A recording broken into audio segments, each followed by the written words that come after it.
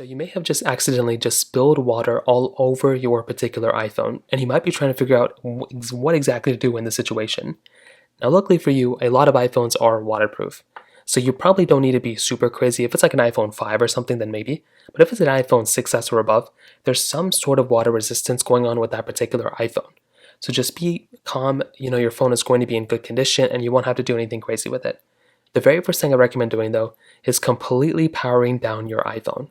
So hold down the buttons you normally would to power your device down and slide the power off. If your phone is for some reason not working, you can do volume down, volume up, and then hold down the side button until your phone completely shuts off. You can try trying to find a way to power it off. But the first thing I recommend doing is completely powering down your iPhone.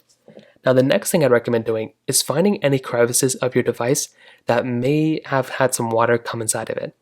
Now, you can see from my iPhone, it may have a cracked display. There might be cracks on the back. If there's anything like that, any holes in the body at all, you want to quickly turn your phone off and grab some sort of cloth and kind of just gently pry some of that water out.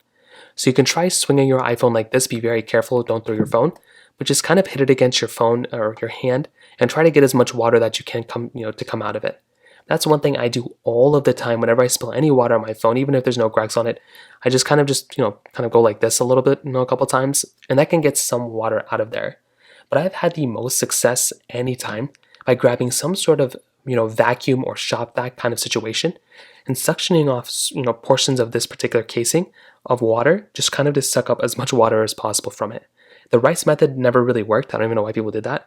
So I'd recommend doing here, putting a shop vac or a vacuum and trying to suck up as much water from those cracks, from those crevices. But you want to be careful. You don't want to break your phone anymore, even more.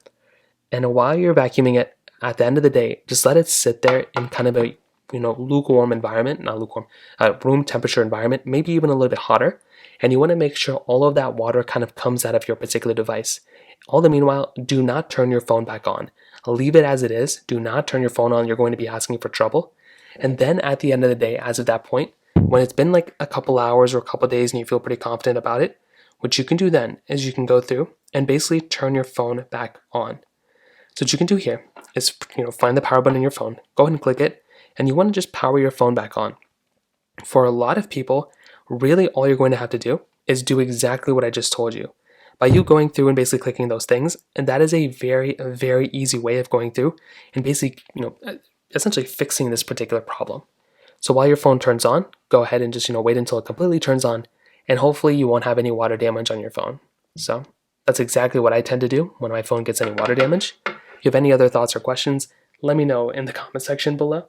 Hit the like button, that would mean so much, but definitely hit that subscribe button. More importantly than everything else, I love every single one of you guys. Hopefully I'll catch you guys in the next video. Peace out.